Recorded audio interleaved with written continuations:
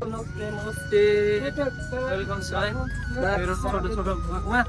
आज चाहिँ स्वयम्भूतिर घुमघाम भयो हुँदैछ बिस्तारै बिस्तारै। यता मेरो भाइ अब तिमीहरूलाई घरबाट निस्किनेलाई सुसु गरे हो त हुन्थ्यो केटा। अब चाहिँ अलिक मिल्दैन है, जाने बेला महँगो पर्छ नि, थाहा छ किन फेरि थोरै थोरै भयो भने महँगो परिहाल्छ।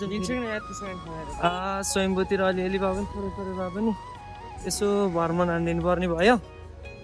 भाइहरूलाई चाहिँ कति कोठाभित्र घुम्साउनु भनेर यसो निकालिदिएको आज sir sir sir sir sir sir sir sir sir र पारेर।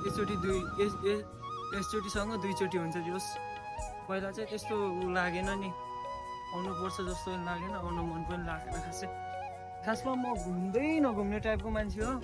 यसो अब केटाहरूलाई कति भित्रै फोकस गराइदिनु भनेर मात्रै हो यताबाट जाऊँ, त्यही सोच्ने मात्र अलिकति निकालेर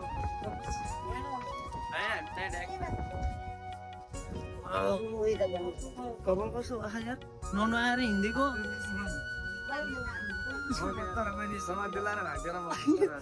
समात्दैन मोबाइल त। उता साइडबाट ल्याएको भइदियो त सास फेरि फुत्किन्थ्यो नि सर्को फेरि।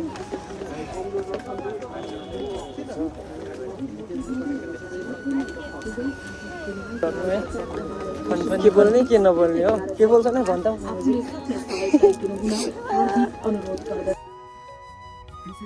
बजारमा घुमाइ मस्त। आज चाहिँ अब त्यो कोठाभित्र बस्न लागेको पनि धेरै भइहाल्यो रहेछ, त्यो भएर सरसर्ती घुम्थ्यो। ढिकतिर जानु नि म समातेर, ढिकतिर जानु नि धेरै ठिक छैन, च्याप समातेर सुई बाँदर हिँड्दैला भन्ने टेन्सन फेरि।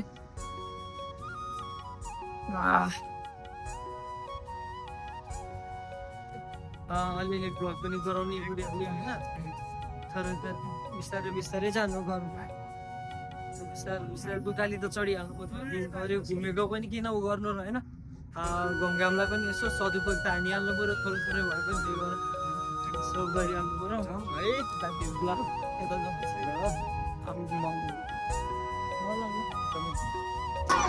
रमाइलो गर्दैछ नि बच्चा मस्त भइरहेछ। किन चिस्काइरहेछ नि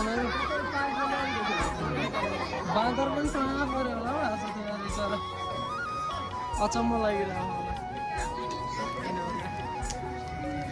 बस्दा घुमाउनु लगेन भनेर हुक्क बढाउँछन्, अनि घुमाउनु ल्याएर आयो अनि रुम जाम के जाम रे अब के भन्नु।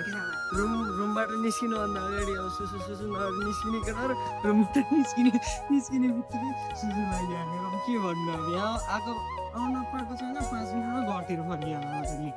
के भयो यार, मजै भएन त्यो त। मस्तसँग टाइम स्पेन्ड गरेर भए पो मजा आउने त। त्यसै यार फोकटमा हिँड्दै अब निस्किने बेला सुसु गरेर निस्किनुपर्छ नि केटाहरू।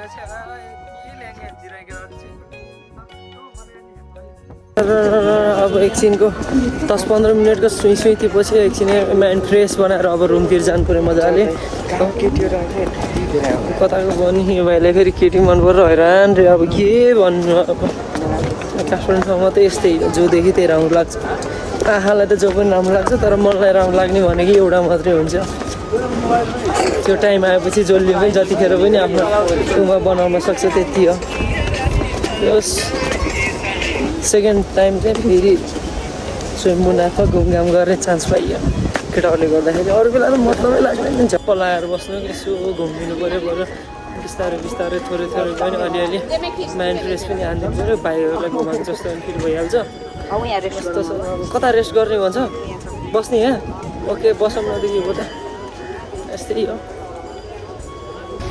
मजाले फर्किनु पऱ्यो रुमतिर बसेर कस्तोसँग थोरै घुमाउनु पऱ्यो।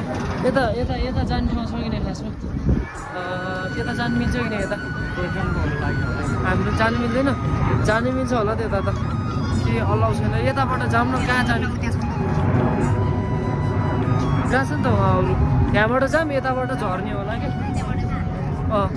त्यही गरौँ। अब घुम्न पाउने बेला त घुमिहाल्ने मजाले, अरू बेला घुम्नु नपाइएला भन्ने टेन्सन फेरि। त्यही भएर घुम्ने बेला त मस्तसँग घुमिहाल्ने हो कि। अरू बेला अब कोठाभित्र बस्यो भने बाहिर निस्किने मन लाग्दैन, त्यो भएर एकचोटि बाहिर निस्केको बेला चाहिँ बाहिर निस्किहाल्ने मस्तसँग मजाले। सुसु लागेको मान्छे मैले त आइसक्यो हो नि मस्त छ नि अहिले एकदम एकदम हालत होइन एकदम। यतातिर चाहिँ म खसै आएकै थिइनँ यार कहाँ फोटो खिच्नु यहाँ त्यो क्यामेराबाट फोटो खिच्न लाग्यो भने त डुबिन्छ फुर्लुकै डुबाइदिन्छ नि यहाँको मान्छेले त यस्तरी पोज खिच भन्छ यस्तरी पोज खिच भन्छ पोज गर्दा गर्दै एकचोटि हान्छु भन्दा नि 10 चोटि पुगेको थाहै हुन्न 10 दुना 20 200 रुपियाँ त्यही गइहाल्छ यहाँ काठमाडौँमा बसेर इङ्ग्लिस जानेन नि त कामै छैन नि त हिँडेको जिन्दगी बेटर छ यार मस्तसँग बसिरहेछन् है खाइरहेछन् डुलिरहेछन् त्यहाँबाट यहाँ चाहिँ आएकै थिएन यार म एकचोटि पनि सायद नै फोटो त नखिच्ने नि स्वीटी सास बढिहाल्यो त्यति उकालो चढ्दैन यार फोटो खिच्नु हुन्छ कि फोटो खिच्यो भने यता स्टाइल गर्दा एकचोटि खिच्छु भनेको फोटो 10 चोटि खिच्ने हुन्छ के खिच्नु त्यसपछि 10वटा फोटो खिच्यो भने त डुब्यो भने सोर्मा ए बाबै थर्लकै डुबाइदिइहाल्छन् हो यहाँको मान्छेहरू 500 को फोटो खिच्यो भने 5000 को फोटो खिचेर निस्किनु पर्ने हुन्छ फोटो खिच्यो भने त होइन 1-2 भन्दा 4-5 10-50 60 खिचेको थियो ल गाइस अब चाहिँ हामी फर्किनु पर्यो होइन सरस्वती फर्किनु तल गएर गर्ने कि यहाँ त गाइस आज चाहिँ यिनीहरूलाई घुमाएर अब चाहिँ सकाएँ अन्तिम भ्लग भनौँ भ्लगको अन्तिम पार्ट अब चाहिँ यो चाहिँ